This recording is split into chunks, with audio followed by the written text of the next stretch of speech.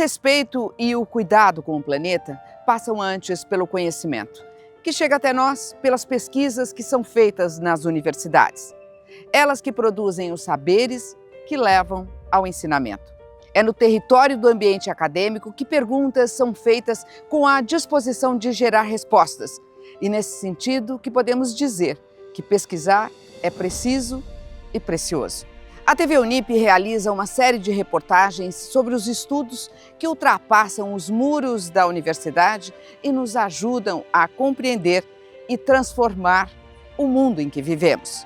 Hoje vamos falar de pesquisas sobre doenças zoonóticas e como elas se relacionam com um novo conceito, denominado Uma Só Saúde. Uma abordagem integrada que reconhece a saúde humana, animal e ambiental que estão profundamente ligadas e o equilíbrio entre essas dimensões é essencial para a manutenção da vida no planeta.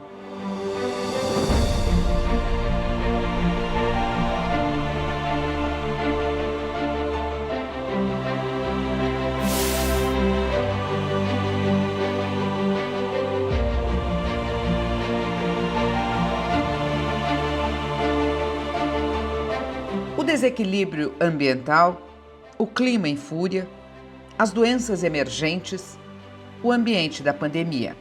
São esses cenários que revelam um mundo altamente conectado e ainda mais vulnerável às crises sanitárias.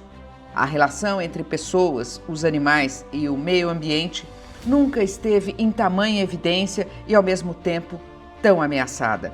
E é nesse panorama que entra em cena o conceito One Health, uma expressão que em português significa uma só saúde, uma síntese desse novo olhar mais completo da saúde pública.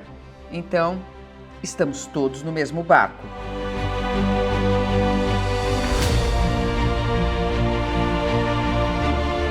Os pesquisadores entenderam que a saúde humana, a saúde animal e a saúde do ambiente, elas estão totalmente conectadas, né? Se a gente tem uma população de animais doente, isso gera um impacto no meio ambiente, principalmente se é uma doença que poderá ser transmitida para o ser humano ou ser transmitida para outros animais. E então se chegou à conclusão de que não dá para isolar a saúde do ser humano da saúde do meio ambiente e da saúde animal. A professora Maria Anete Lalo é coordenadora do programa de pós-graduação em Patologia Ambiental e Experimental da Unip, a Universidade Paulista. Ela estuda o avanço e a transmissão humana de doenças zoonóticas e conhece essa relação bem de perto. O nosso programa de Patologia Ambiental e Experimental, ele tem exatamente o objetivo de trabalhar nesse contexto, de tentar relacionar o que está acontecendo, né, com a população humana, a população animal e o meio ambiente. O ambiente, com tantas, deteriorações que têm acontecido ao longo dos anos, decorrentes de poluição, das mudanças climáticas, de certo modo, elas estão relacionadas com o crescimento populacional, com o desenvolvimento, e a sobrevivência do ser humano, elas acabaram causando mudanças ambientais que tornaram também o ambiente menos saudável. Então, os pesquisadores chegaram à conclusão de que esse termo, uma só saúde, ou saúde única, ele é muito apropriado para refletir o que de fato acontece. Quando a gente tem um comprometimento da saúde humana, quando a gente tem um comprometimento da saúde animal, um impacta no outro. E o meio ambiente é onde a gente vive, que também tem que estar saudável, em condições apropriadas, para proporcionar tanto uma qualidade de vida para os animais, quanto para o ser humano. Então esse conceito, ele é um conceito que explica muito do que a gente vê hoje, em relação à disseminação das doenças, a condição de saúde das populações animais e da população humana. Então é um conceito que veio para ficar.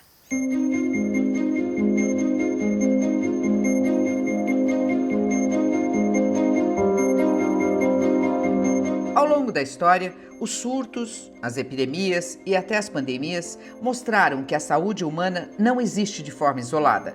Perto de 75% das doenças infecciosas emergentes que afetam o homem são de origem animal, denominadas zoonoses.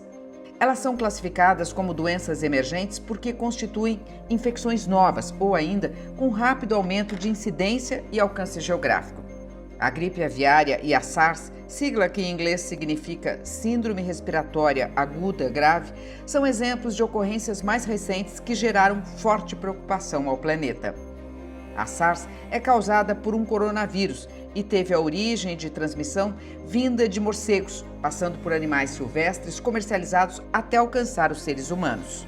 A gente teve casos, de epidemias com gripe aviária, com gripe suína, são coisas que deixam a gente muito preocupados. Em primeiro lugar, o que é uma zoonose? É uma doença que é transmitida do animal para o ser humano. Se fosse do ser humano para o animal, a gente chamaria de antropozoonose. As zoonoses são muitas e elas podem ser transmitidas de forma direta. Ela se dá ou pelo contato direto com o animal, ou pelo contato com as suas secreções, as suas excreções, ou então quando a gente ingere algum produto de origem animal.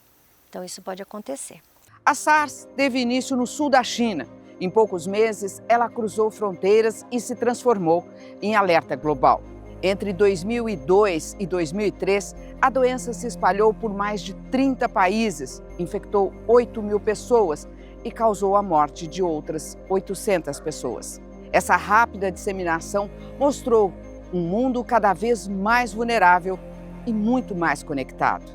Antes a gente tinha um surto, ou casos de uma determinada doença do outro lado do planeta, na China, por exemplo. Isso não refletia, a gente não se preocupava com isso. Mas agora que a movimentação das pessoas é muito frequente, não só das pessoas, a movimentação dos animais é muito frequente, isso ficou muito claro com a Covid-19, quão rápido ela se espalhou. Foi uma coisa assim assustadora. E isso deixou as pessoas assustadas, mas na verdade era uma coisa que já era esperada pelos cientistas, pelas pessoas que trabalham com saúde pública e com saúde populacional. Porque a gente não tem mais fronteiras. A gente vai de um lugar para o outro com muita facilidade. E essa movimentação é uma das possíveis formas de levar as doenças também, São infinitas possibilidades de transmissão de doença. E no século XXI é isso. A gente não tem mais barreiras. Mas a transmissão zoonótica não é novidade na literatura científica. Segundo a FAO, a Agência da ONU para a Alimentação e Agricultura, ela é a causa de 60% das chamadas doenças infecciosas persistentes, que são aquelas enfermidades já conhecidas que existem há muito tempo e com um comportamento epidemiológico mapeado. Elas resistem no ambiente da população. Algumas até reaparecem depois de algum período de controle, mas outras, no entanto, nunca deixaram de circular. Vamos a elas: a tuberculose, a febre amarela, a dengue, a própria malária, a doença de Chagas e a giardíase, que são exemplos de doenças que são recorrentes. O tratamento delas pede ações de controle de forma contínua e dependem também do bem-estar dos animais, sejam eles silvestres, animais de produção ou ainda os nossos adorados animais domésticos. A Organização Mundial da Saúde calcula que tenham mais de 200 doenças zoonóticas conhecidas no mundo. Os animais podem efetivamente transmitir doenças, tanto os animais de produção, aqueles que a gente usa para consumo, para alimentação, produção láctea, produção de ovos, enfim. Assim como os animais pets, que são os animais de estimação. E os animais selvagens também podem transmitir doenças.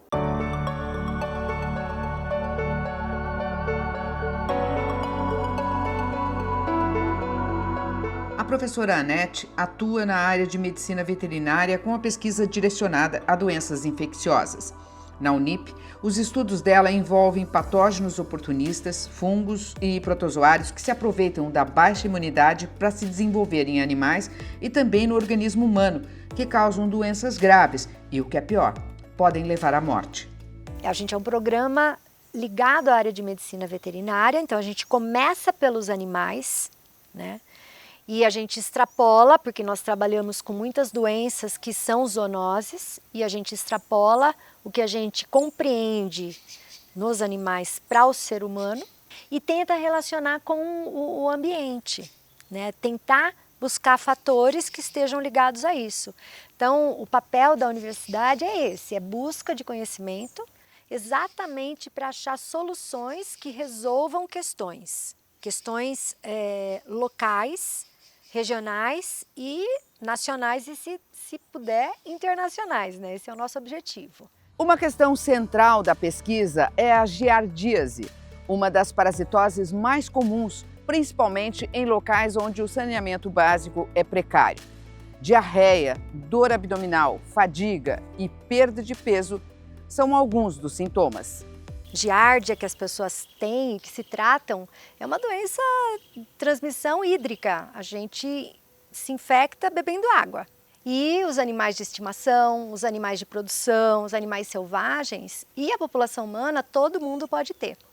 Então é uma doença muito comum. A equipe da professora conseguiu identificar uma dose eficaz de medicamento para tratar a doença em cães. Se você leva o teu animal para uma consulta veterinária, faz exames regulares de fezes, faz tratamento, quando você sai para passear com esse animal, ele não representa um risco para a população e nem para o ambiente. E nem para os outros animais, as populações todas, né? A professora também coordena pesquisas sobre microsporidioses. As microsporidioses, que é um assunto que eu trabalho muito, elas são causadas por fungos, né? São fungos oportunistas, que eles se aproveitam da resposta imune diminuída.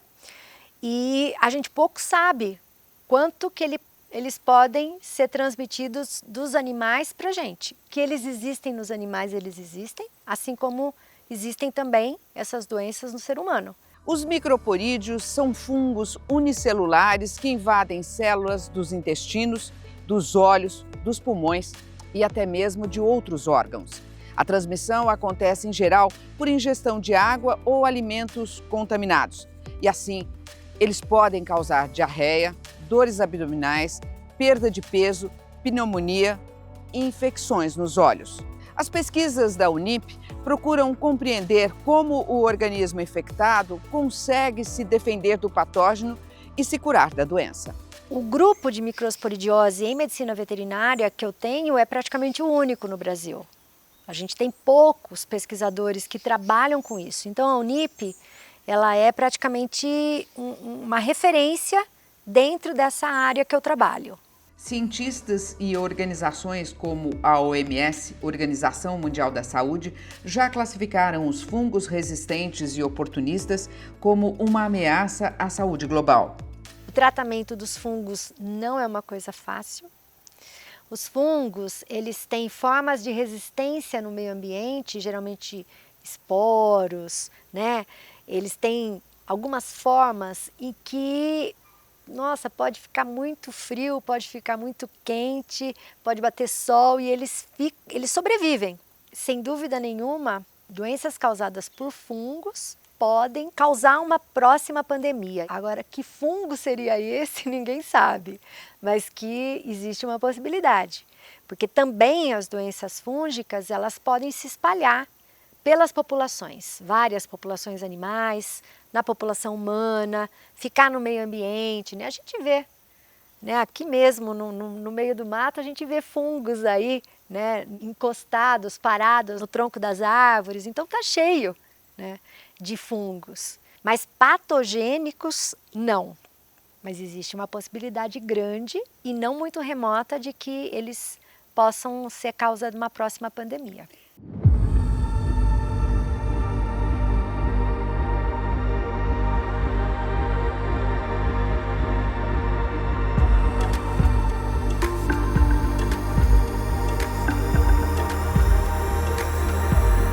Os Os ecossistemas em desequilíbrio, o desmatamento, a destruição de habitats e as mudanças climáticas criam pontes para que doenças saltem entre espécies, o que amplia a probabilidade de novos surtos e epidemias que o mundo já conheceu bem de perto e sentiu na pele. Tudo isso torna a abordagem do One Health muito mais que um conceito teórico. É preciso que ele seja um aviso, no sentido da urgência de repensar como vivemos e como ocupamos o espaço onde vivemos. E mais, a forma como nós manejamos a nossa água, o nosso ar, o nosso solo e como convivemos com outras espécies. Aqui, ninguém pode soltar a mão de ninguém. A gente ainda vê, né, que as pessoas não têm uma cultura de entendimento de que a gente mora aqui, né? A nossa casa é o planeta. Não é só a casa onde a gente habita, né? Ali, fechada às quatro paredes. É tudo. Então, a gente precisa ter cuidado. A gente precisa respeitar o meio ambiente. Então, a adequação de lixo, colocar em lixeira ou levar embora se não tem um lugar. Quando você vai para uma reserva, para um lugar, né? Respeitar as regras de conservação. Então, são coisas que são básicas, né? E que a gente precisa lembrar sempre, porque o meio ambiente é tudo, né? Cuidado com os rios, né? Quem mora perto de mananciais, preservar a vegetação em volta dos rios. São muitos cuidados que a gente precisa ter, mas cada um, né? Ninguém vai fazer tudo, mas cada um pode fazer as suas pequenas contribuições para que a gente tenha uma saúde ambiental. A gente se cuidar dos nossos animais e com isso a gente já está contribuindo para o meio ambiente. A gente fala de ecologia, né? A gente fala de poluição, mas de saúde ambiental a gente fala pouco. E eu acho que esse termo saúde do ambiente, essa realmente é a virada de chave. Perfeito.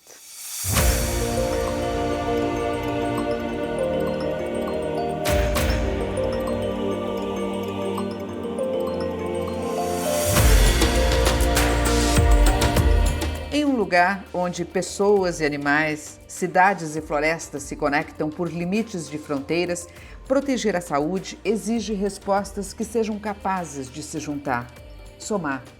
Respostas que vêm pelo coletivo. Estamos falando do primeiro passo para enxergar os fios invisíveis que unem as nossas relações. Porque toda crise sanitária começa muito antes do primeiro sinal.